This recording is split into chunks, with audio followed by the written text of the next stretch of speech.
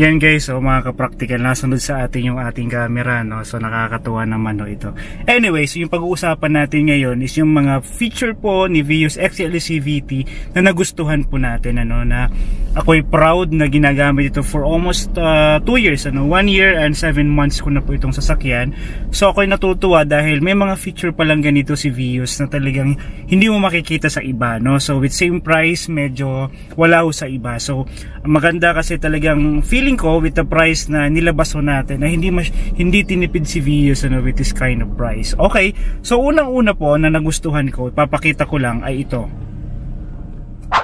Number 1 ho sa nagustuhan ko dito sa Vios ko, ano, ay yung naka-built-in na sa kanyang head unit, ano po, yung ating rear camera, no, kapag ikaw ay aatras. At good thing, kahit gabi, ito ay napakalinaw, no? So gustong gusto ko. At saka yung sensor din niya, built-in na rin, no? Nung bumili ako nito, wala na akong pinakabit, kasama na ho siya, no? So may dalawang sensor sa likod na quite sensitive, no? Kahit malayo pa naman, binabasa niya na as malapit. Tapos yung alignment po na ito, yung pag-parking, ay okay din, no? Built-in na rin siya sa kanyang head unit, no? Ayan, so makikita nyo po, no? Pag inatras ho natin yan, yan. Kapag mayroon ho dyan, syempre, tutunog ho yan kasi may built-in na rin ho siyang sensor. So, yun po yung nagustuhan ko sa kanya kasi hindi mo naman kailangan pala na kumuha ng medyo mamahal ng sasakyan para datuan. Although, pwede mo naman siyang bilhin aftermarket. Pero ang maganda kay Vios kasi, kasama na siya doon. Ano po?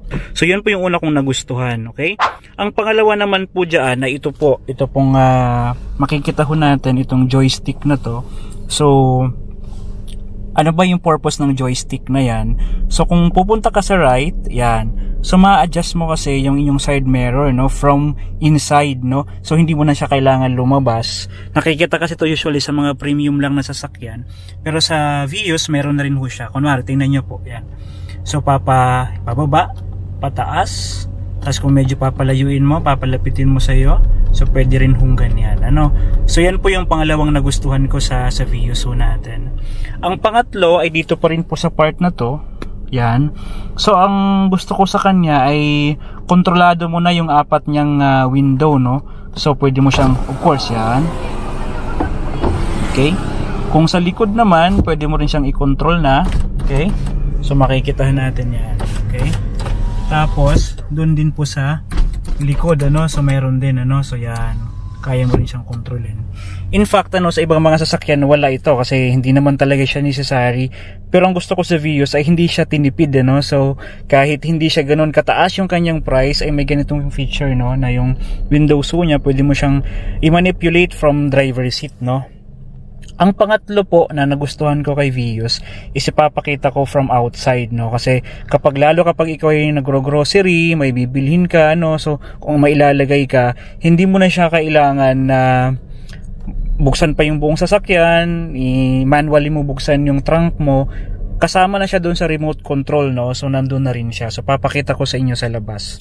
Ito guys, isa sa mga nagustuhan ko kasi kunwari i-remote mo lang siya, yan, so magbubukas na talaga siya. So, tapos napakalaki ng kanyang trunk sa likod, no. So yan, lahok-lahok na, pero ayos yung kanyang trunk, malaki, no. So malaki, sobrang laki ng trunk. Isa pa sa mga nagustuhan ko kay Vios, guys, sa mga ka-practical, no, itong speaker ho niya, yung mga speaker niyo po sa loob. Ang ganda ho talaga ng sound, okay? Dahil ako naman po ay naka-experience na sa ibang mga sasakyan, ano, or kapag nagdadrive ako or sumasabay ako, medyo hindi ko nagugustuhan yung speaker. But with this Vios XLEC VT 2024 ay gusto ko yung kanyang sound. Hindi ko naman pwedeng ipatugtog, no, kasi baka maka-copyright ho tayo, but yes, you can try it yourself, no. So pwede nyo pong i-try yung mga speaker niya, itong mga speaker niya. So ang ganda ho ng tunog niya, no. So yeah. Isa rin sa mga nagustuhan po natin dito, especially si Mrs., ay itong yan, yung salamin ho na yan. Ano? So gustong-gusto nyo yan na nandyan na rin siya. In fact, hindi naman siguro sa Vios lang may ganito, pero hindi nila ito nakalimutan, ano? Talagang may ganito sa sasakyan na to, si Vios, para po talagang ito kasi ang gusto ng mga Mrs. ho natin, ano, na habang nasa biyahe makakapag makeup sila, ano. So yun po. Gusto ko rin po yung feature na yan. Tapos ito rin po, itong part na to gusto ko rin ito kasi hindi mo na kailangan buksan yung buong ganyan, ano, kasi usually ginagawa natin yan. So pindutin mo lang yung isa kung ikaw lang sa may driver side, or yung sa kabila lang naman may ganyan. So gusto ko rin po yung feature na yan, ano po. Tapos ito pa, I don't know kung meron ganito yung ibang sasakyan, but this one gusto ko po yung ganito, ito pong traction, ano, kasi ito po ay umiilaw kapag ikaw ay nagdadrive. Kapag medyo madulas, ito po talaga ay manually nagbubukas siya, no, kasi tinan nyo po yan, no, traction off kapag ganyan, kapag hindi siya naka-on ho yan. So bakit ho ito mahalaga? Dahil especially sa akin, long drive ho ako lagi, nadaan ako sa expressway, pag naulan, napaka-importante ho nito para hindi ho madulas yung gulong sa likod, ano. So nakakatulong to sa traction, ano, sa kapit ng ating gulong. Isa rin sa nagustuhan ko kay Vios ay ito po na kunwari ilagay ho natin ito sa drive. Okay? Yan. So pwede mo rin ho siyang gawing manual, ano. So manual na ganyan plus or manual na minus, ano. So pwede mo siyang ganyan. Pero usually ako talaga drive pa lang, okay naman na siya.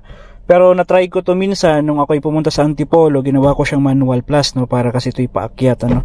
So yun po yung ginawa ho natin. Pero rare ko yung gamitin, pero maganda kasi kay Vios, kasama na yan, ano, nandyan na yan. So pero sa drive pa lang, no, sa drive manual, itong drive pa lang, automatic, solve ka na, no, sa ayos na siya.